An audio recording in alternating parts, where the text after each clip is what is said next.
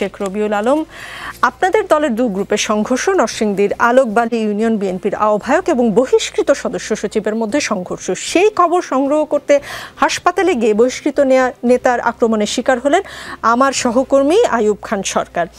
এর আগে আদালত চত্বরেও বিএনপিপন্থী আইনজীবীর হামলার শিকার হয়েছেন সময় টেলিভিশনের এক সাংবাদিক, যদিও তিনি পরে আবার ক্ষমা চেয়েছেন। মানে সাংবাদিক পেলেই কি আপনাদের মারতে ইচ্ছা করে এরকম কিছু? ধন্যবাদ আপনাকে। প্রিয় সমালোচক যারা ইতিমধ্যে এখানে উপস্থিত আছেন, বহিষ্কৃত নেতার অপরাধের কথা আপনি তুলছিলেন। নিশ্চয়ই দল তার অ্যাক্টিভিটিস এবং তার কৃতকর্ম কখনো এর আগেও সমর্থন করেনি, বিধায় তাকে বহিষ্কার করেছে।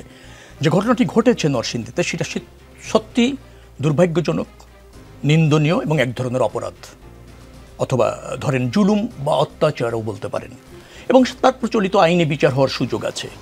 দল বা দলের নামে যারা এই ধরনের অপরাধ করেছে অতীতে বা করছে, তার কাউকেই দল প্রশ্রয় দিচ্ছে না, ডিফেন্ড করছে না, আইনানুগভাবে সাংগঠনিক ব্যবস্থা নিচ্ছে এবং আইন শৃঙ্খলা বাহিনী তাকে গ্রেপ্তার করে আইনের আওতায় এনে প্রচলিত আইনে কঠোর শাস্তি নিশ্চিত করবে, সে ব্যাপারে দলের সহযোগিতা রয়েছে।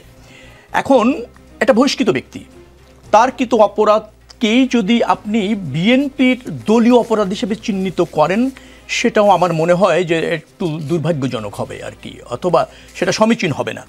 অথবা সেটাকেও যদি আপনি জাতীয় রাজনীতির ইস্যু তৈরি করে বিএনপির উপর দায় চাপানোর একটা চেষ্টা হয়ে যায়, সেটা অনাকাঙ্ক্ষিত। বিএনপি, আমি আবারও বলছি, কোনো অপরাধী বা কোনো দুর্বৃত্ত যারা পেশি শক্তি দেখায় অথবা যারা ধরেন আইন নিজের হাতে তুলে নিতে চায়, তাদের আশ্রয় নেই।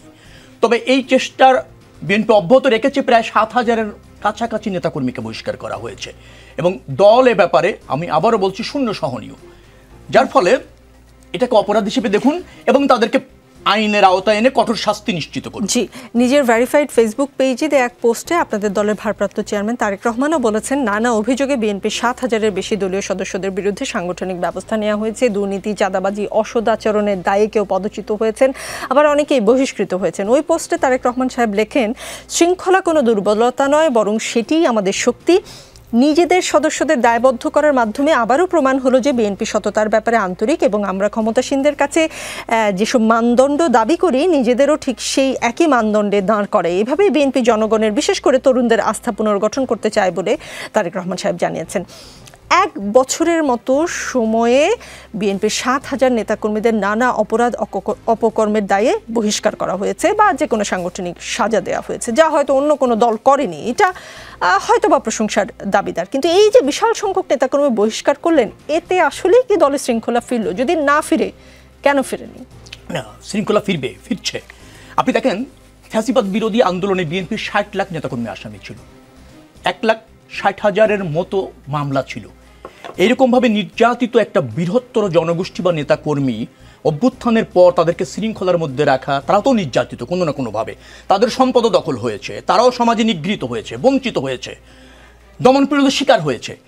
তো এই 5ই আগস্টের পর এত বড় দল, যদি আপনি 40% বিএনপির আপনি সমর্থকও ধরেন, যেটা স্থায়ী, কোনো কোনো সময় তো দলের সমর্থন আরো বেড়ে যায়, ভোট হলে আরো বাড়তে পারে, সেটা ভিন্ন জিনিস, কমতেও পারে। কিন্তু ধরেন 40% ধরা হয় বিএনপির, এবং একটা সময় আওয়ামী লীগের কথা বলা হতো 35 থেকে 40%-এর মতো নেতাকর্মীরা এই দলের সাথে যুক্ত থাকে। তাহলে প্রায় 7 কোটির কাছাকাছি মানুষ এই দলের কর্মী, না হলে শুভানুধ্যায়ী অথবা সমর্থক। এখন এদেরকে সম্পূর্ণভাবে 1 বছরের মধ্যে নিয়ন্ত্রণে আমরা আনতে পারছি তা বলছি না, কিন্তু আমরা যে প্রক্রিয়া অনুসরণ করছি, যেভাবে আমরা এ ব্যাপারে সজাগ আছি, কেউ তো বলতে পারছেন না যে অপরাধ করার পর বিএনপি তাকে বহিষ্কার করেনি অথবা সাংগঠনিক ব্যবস্থা নেয়নি, অথবা আইন শৃঙ্খলা রক্ষাকারী বাহিনী ব্যবস্থা নিলে বিএনপি সেটাকে ডিফেন্ড করার চেষ্টা করেছে, সেই অভিযোগ তো নাই। তো 1 বছরে যেহেতু শুরু হয়েছে, আমার বিশ্বাস হচ্ছে যে স্টার্ট আছে তারেক রহমান সাহেবের যে অঙ্গীকার করেছে দেশবাসীর কাছে, অথবা যেভাবে বিএনপিকে রিপ্রেজেন্ট করতে চেয়েছে, সেটা দল ধারণ করে, আমরা ধারণ করি। নিশ্চয়ই এই ছোটোখাটো বিচ্ছিন্ন ঘটনা যেগুলি ঘটছে বা অপরাধ যেগুলি ঘটছে, সেগুলিও একেবারে মানে শূন্য পর্যায়ে চলে আসবে। জি, বিএনপির বহিষ্কৃত নেতাই বলেন বা বিএনপি পন্থী আইনজীবী বলেন, মানে শুধু যে সাংবাদিকের গায়ে হাতি তোলেন তা কিন্তু না, দাওয়াত না করলে জোর করে খাওয়াও আবার খেয়ে আসেন। বিএনপি নেতাকর্মীদের দাওয়াত না দিয়ে মাদ্রাসা কর্তৃপক্ষের আয়োজন করা সব খাবার খেয়েও নষ্ট করে ফেলেছেন গুলিশাখালী ইউনিয়নের 9 নম্বর ওয়ার্ড বিএনপির সভাপতি, সাধারণ সম্পাদক ও তার অনুসারীরা। সামাজিক যোগাযোগ মাধ্যমে এই খবর যখন ছড়িয়ে পড়ে, তখন এটা নিয়ে ওই এলাকার বিভিন্ন নেতাকর্মীদের এক ধরনের নড়াচড়া পাওয়া যায়। আচ্ছা, মানে দাওয়াত না দিয়ে খেয়ে ফেলা বা লাইক দাওয়াত না দিলে জোর করে খাবার খেয়ে ফেলবে, এইটা আসলে কোন রেওয়াজের মধ্যে পড়ে? এটা তো নিশ্চয়ই এটা ধরেন একটা স্বেচ্ছাচারিতা অথবা জুলুম। কিন্তু আপনার এই সংবাদের একটা জায়গায় আমার মানে রয়েছে, দ্বিমত রয়েছে এবং তথ্যটা সঠিক নয়। সম্ভবত এটা বরগুনার আমতলী উপজেলার ঘটনা। যে ওয়ার্ল্ডের কথা বলা হয়েছে, ওয়ার্ল্ডের সাধারণ সম্পাদক বা সভাপতির কথা বলা হয়েছে, ওই ওয়ার্ল্ডে বিএনপির কোনো কমিটি নেই। আমি একটা অডিও শুনেছি সাংবাদিকদের সাথে, আপনাদের যমুনা টিভির সাংবাদিকদের সাথেই কথা হচ্ছে, ওই উপজেলার আপনার আমতলী উপজেলার সদস্য সচিবের। ওখানে দীর্ঘদিন ধরে বিএনপির কমিটি নেই। ওরা বিএনপির আপনার যেটাকে বলা হয় ইনলিস্টেড কোনো নেতাকর্মীও না, তবে ওরা বিএনপির অনুসারী যারা এই ঘটনাটা ঘটিয়েছে।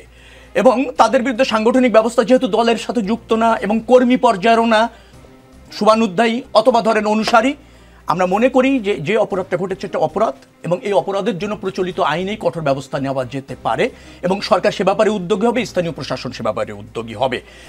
আগামীতে এই এই দুর্বৃত্ত আচরণের কারণে তাদের আর বিএনপিতে যুক্ত হওয়ার বা রাজনীতি করার সুযোগ নেই।